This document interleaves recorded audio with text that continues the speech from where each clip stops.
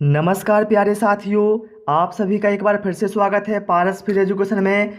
आज मैं आप लोगों के लिए बाल विकास एवं शिक्षा शास्त्र के ऐसे महत्वपूर्ण प्रश्न लेकर आया हूं जिनके आपके एग्जाम में आने के मैक्सिमम चांस हैं। तो चलिए साथियों, हम शुरू करते हैं और आप कितना स्कोर करते हैं वो हमें कमेंट बॉक्स में अवश्य बताएं। यदि आप यूपी टेट एग्जाम में 130 प्लस स्कोर करना चाहते हैं तो चक्षु पब्लिकेशन आप लोगों के लिए ऑल सब्जेक्ट स्टडी बुक लाया है, जिसमें कि साथियों आपको 3000 से अधिक अध्यायवार महत्वपूर्ण प्रश्न व्याख्यात्मक हल मिलने वाले हैं और इसके साथ साथ आपको 2 सॉल्व पेपर इसमें मिलने वाले हैं। मुझे इस बुक की सबसे अच्छी खासियत ये लगी कि इसमें पिछले वर्षों के हल प्रश्न पत्रों का विश्लेषण चार्ट दिया गया है, जिसमें बताया गया है किस टॉपिक से किस बार से कितने क्वेश्चन पूछे गए, जहां से आपको पता चल सकेगा कि कहां से कितने क्वेश्चन एग्जाम में पूछे जाते हैं। चाहे बाल विकास हो, हिंदी हो, इंग्लिश हो, गणित हो या फिर पर्यावरण अध्ययन, सभी का आपको विश्लेषण चार्ट इसमें दिया रहेगा। इसके अलावा यदि आप इसका प्रैक्टिस सेट भी खरीदना चाहते हैं तो वो भी आपको मिल जाएगा। ये सारी बुकें साथियों आपको मार्केट में आपको किसी भी बुक स्टोर पर आसानी से उपलब्ध हो जाएंगी। यदि आप इसे ऑनलाइन परचेस करना चाहते हैं तो वीडियो को डिस्क्रिप्शन में इसका लिंक दिया हुआ है, जहां से आप इसे परचेस कर सकते हैं। पहला प्रश्न क्या है? स्कूल से भागने वाले बालकों को आप, यदि आप एक टीचर हैं और आपके जो बालक हैं स्कूल के वो भाग जाते हैं तो आप क्या करेंगे?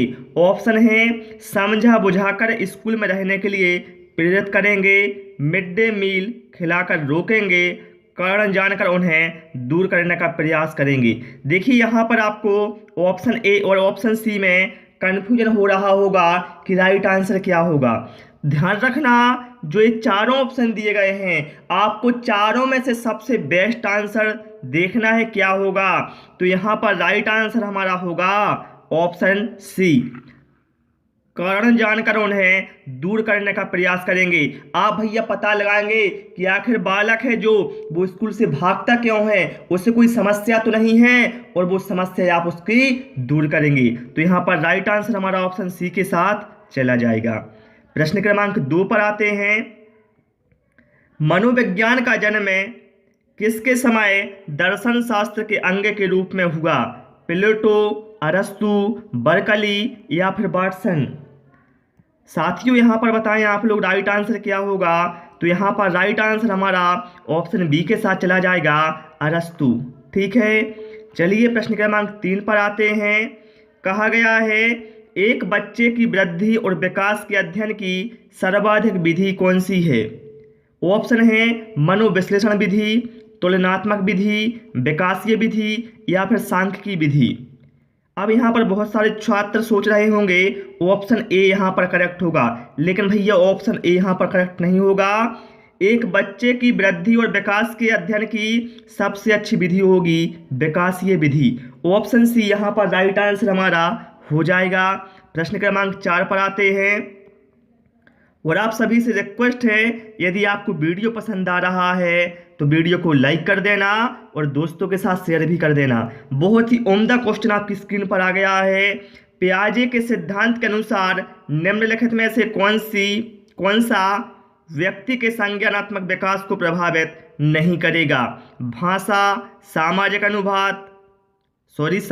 अनुभव, परिपक्वन या फिर क्रियाकलाप?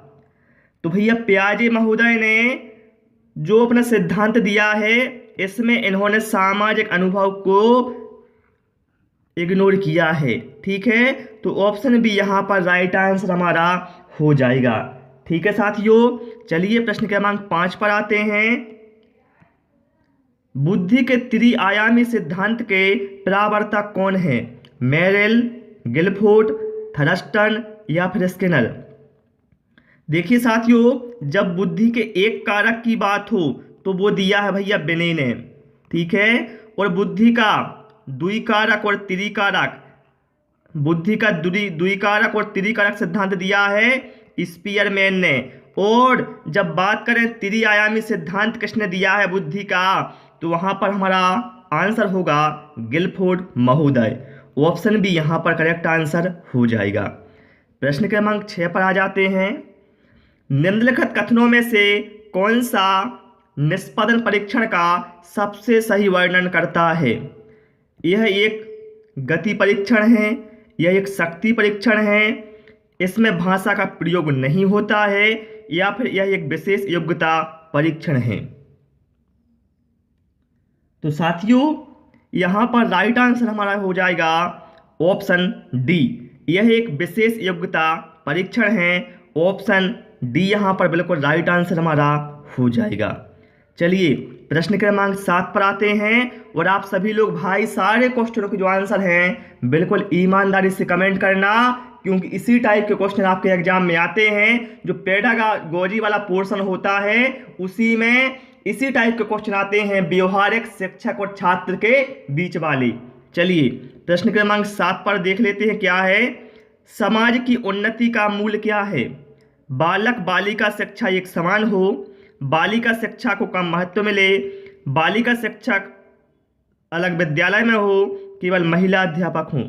भैया देखिए, बालिका शिक्षा को कम महत्व मिले, बालिका शिक्षा अलग महाविद्यालय में हो, या केवल महिला अध्यापक हो।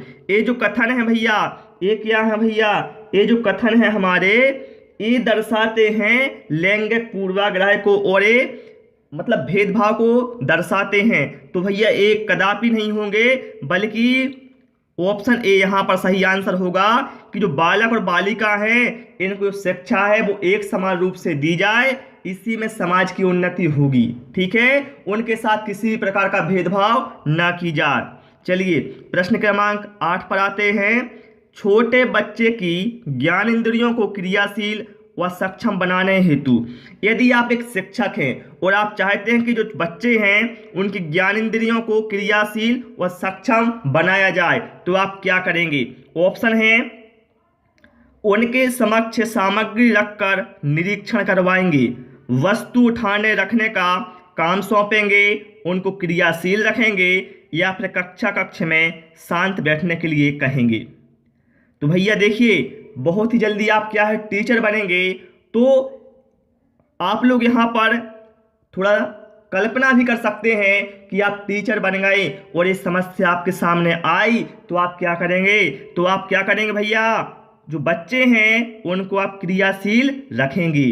ठीक है, ऑप्शन सी यहाँ पर राइट आंसर हमारा हो जाएगा।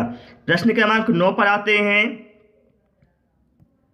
आजकल छोटे बच्चों पर पुस्तकों का बोझ अधिक होता है, इसके हानिकारक होने के संबंध में आपकी राय है? देखिए, आपने देखा होगा छोटे छोटे बच्चों को पुस्तकों का बहुत ही अधिक बोझ है, तो इसके संबंध में जो हानिकारक प्रभाव हैं उसके संबंध में आपकी राय क्या है? ऑप्शन है, छात्र प्रत्येक का अध्ययन नहीं कर सकते, अधिक भार से मानसिक विकास अवरुद्ध होता है, अध्ययन के प्रति अरुचि उत्पन्न होती है, कंधे की हड्डी पर कुप्रभाव पड़ता है। भैया कंधे की हड्डी पर कुप्रभाव कहाँ से पड़ेगा? थोड़ी आपको 1 क्विंटल का बोरा उठाना है यार, ठीक है, लेकिन यहाँ पर आपको ए, बी और सी ये तीनों ही ऑप्शन सही दिख रहे होंगे। लेकिन ध्यान रखना, जब भी आपको चारों ऑप्शन लगे भैया कि चारों सही हैं या तीनों सही हैं, तो आपको क्या करना है? वहाँ पर बता रहा हूँ आपको एक ट्रिक है कि सबसे बेस्ट उसमें से आंसर क्या है वो देखना है। तो साथियों यहाँ पर राइट आंसर हमारा चला जाएगा ऑप्शन बी के साथ। अधिक भार से क्या है, जो बच्चे का मानसिक विकास है वो अवरुद्ध होता है। ऑप्शन बी यहाँ पर करेक्ट आंसर हो जाएगा। प्रश्न क्रमांक 10 पर आते हैं। बहुत ही उम्दा क्वेश्चन स्क्रीन पर आ गया है। भारत के संविधान में किस धारा के अंतर्गत प्राथमिक शिक्षा को निःशुल्क एवं अनिवार्य बनाने का प्रावधान है? धारा 33, धारा 24, धारा 45 या फिर धारा 13? तो साथियों यहाँ पर राइट आंसर हमारा ऑप्शन सी धारा 45 हो जाएगा। चलिए प्रश्न क्रमांक 11 पर आते हैं। कक्षा में छात्रों के बैठने का पर्याप्त साधन नहीं है, ऐसी स्थिति में आप क्या करेंगे? भैया आप एक टीचर बन गए और आपके जो छात्र हैं उनके लिए बैठने का साधन नहीं है पर्याप्त, तो आप क्या कहेंगे? छुट्टी के लिए बोल देंगे उनसे कि भैया छुट्टी है, जब जगह हो जाएगी जब आओगे। भैया ऐसा हम कदापि नहीं करेंगे। फिर क्या है, समायोजन का प्रयास करेंगे। क्या है, समायोजन का प्रयास करेंगे।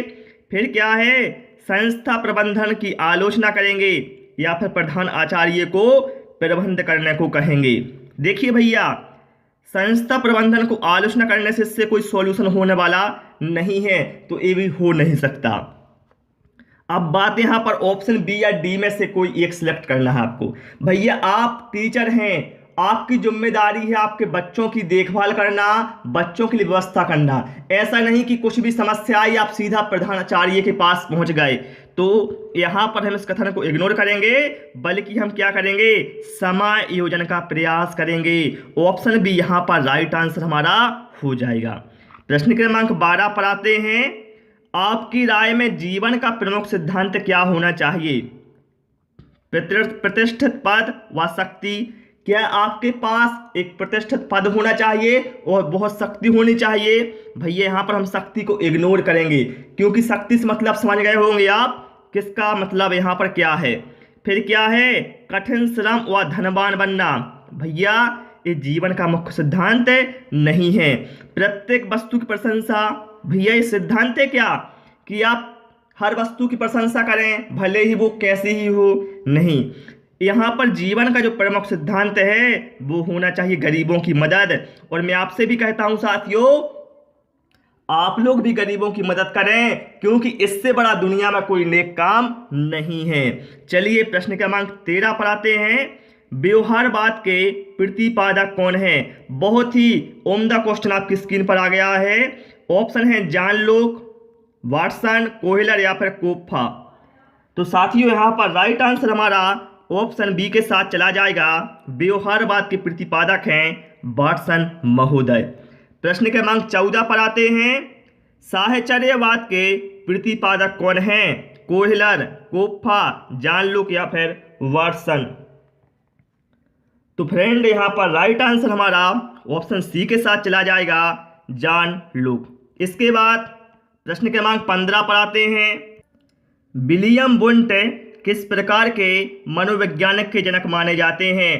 प्रयोगात्मक मनोविज्ञान के, विकासात्मक मनोविज्ञान के, तुलनात्मक मनोविज्ञान के या फिर उपरोक्त सभी के? तो ध्यान रखना साथियों, जो विलियम वुंट हैं यह माने जाते हैं प्रयोगात्मक मनोविज्ञान के जनक है, अर्थात ऑप्शन ए यहाँ पर राइट आंसर हो जाएगा।